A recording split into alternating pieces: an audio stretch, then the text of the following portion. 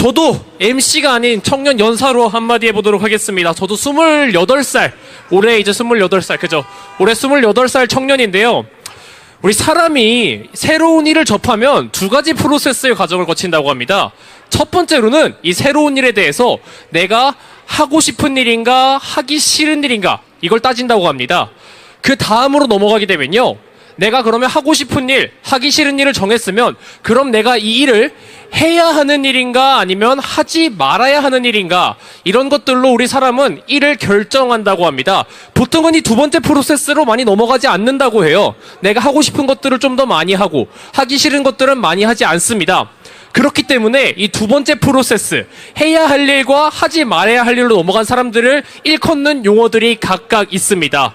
어떤 말이냐? 하고 싶지만 하지 말아야 될 일을 하는 사람들은 우리가 일명 악인이라고 부릅니다. 예를 들어 살인 같은 것들이 있겠죠? 살인, 폭행, 그런 것들은요, 내가 하고 싶다라고 규정을 해도 사회적으로 하면 안 되는 일입니다. 그래서 그런 것들을 하는 사람은 우리는 악인이라고 부릅니다. 또 반대로 내가 하기 싫은 일이지만 때로는 해야 할 때가 있어요. 그런 것들을 하는 사람들은 우린 뭐라고 부르는지 아십니까? 의인이라고 부릅니다. 예를 들어 봉사나 기부 같은 것들이 있겠죠. 조금 더 나은 사회를 위해 내가 손해보기 싫고 내 돈이 나가는 게 싫지만 그럼에도 해야 하는 일들, 이런 것들 하는 사람들을 의인이라고 부릅니다. 제가 이야기를 왜 드렸냐면요, 우리가 이 프로세스에 윤석열 대통령의 계엄을 한번 넣어보자라고 저는 말씀을 드리고 싶습니다. 윤석열 대통령의 계엄은 이 네 가지 중에 어디에 속한다고 생각하십니까? 그죠? 많은 분들이 의인을 외쳐주십니다. 제가 내린 결론도 같습니다. 저는 이 계엄을요, 더 정확하게 설명을 하면 윤석열 대통령은 이 계엄을 하기 싫었을 겁니다. 그런데 이 계엄은 해야만 했던 겁니다. 본인은 하기 싫고 나는 그냥 가만히 있으면 내 대통령 자리가 보존받고 앞선 문재인처럼 국가 재정 텅텅 써버려도 나는 가만히만 있으면 대통령 연금 받으면서 평생 떵떵거리면서 편하게 살 수 있는데, 윤석열 대통령은 그렇게 하지 않았습니다. 하기 싫은 일이었습니다. 이 계엄이 잘못되면 계엄이 성공할지도 실패할지도 모르는 마당에 계엄을 한다는 건 얼마나 위험한 수입니까? 너무나 하기 싫지 않았겠습니까? 저만 해도 하고 싶지 않았을 겁니다. 가만히 있어도 반응 간다는데 내가 왜 이런 위험한 수를 던져야 되지? 나는 가만히만 있으면 내 편안한 삶이 보장받는데 나는 이 계엄을 왜 해야 하는 거지? 수없이 의문을 많이 스스로에게 던지셨을 것 같습니다.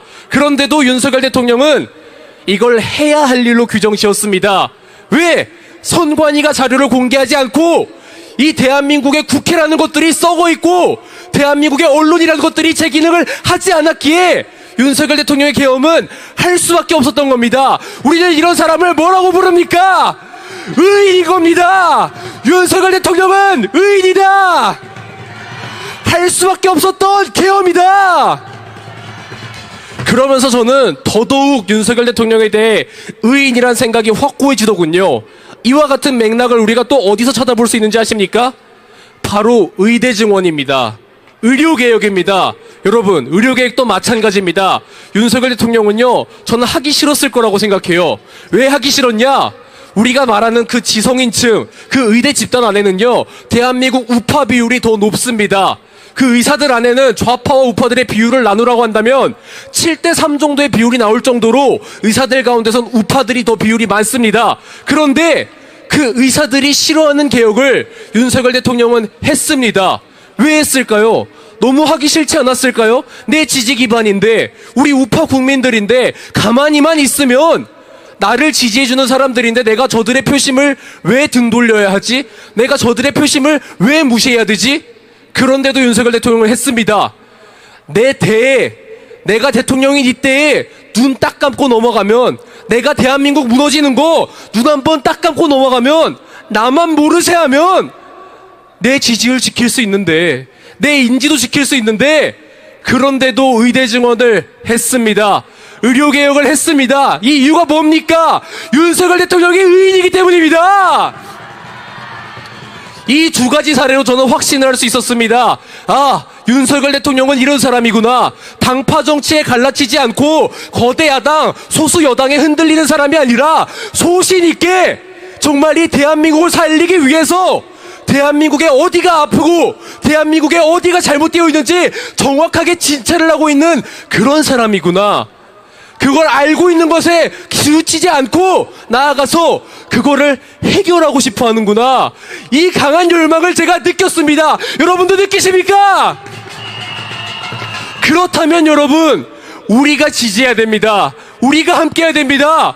우리가 윤석열 대통령 같이 행동해야 되지 않겠습니까? 윤석열 대통령은 아는 것에 그치지 않았습니다. 문제점이 뭔지 찾는 것에 그치지 않았습니다. 그것을 해결하려 했습니다. 대한민국을 살리려고 했습니다. 그렇다면 우리도 적어도 그 윤석열 대통령 지지해야 하는 거 아닙니까? 그렇기 때문에 우리 많은 애국 시민분들이 이 현장 가운데로 나온 줄 믿습니다. 그렇기 때문에 우리 많은 애국 시민분들이 이 사실을 알았을 거라고 생각합니다. 윤석열 대통령이 아니었다면 우리는 몰랐을 겁니다. 중국인들이 들어와서 한국의 군사 기밀 시설을 드론으로 촬영하고 선관위의 비밀번호가 1, 2, 3, 4, 5와 같이 이런 아주 쉬운 숫자로 되어 있었다는 모든 내용들 우리는 몰랐을 겁니다. 이 상처를요, 우리는 덮어두고 갔을 겁니다. 그런데 이 상처라는 건 제때 치료하지 않으면 어떻게 됩니까? 곪습니다. 덧납니다. 수술을 해야 됩니다. 처음에 연고 하나 바르면 될 상처가 파상풍이 되고 사망할 수 있는 겁니다. 우리가 그 상처를 발견했다면 이제는 치료합시다. 윤석열 대통령과 함께 합시다. 윤석열 대통령은 의인이다. 의인이다 호청해 주십시오. 윤석열 대통령은 의인이다. 우리가 함께합니다. 네, 감사합니다.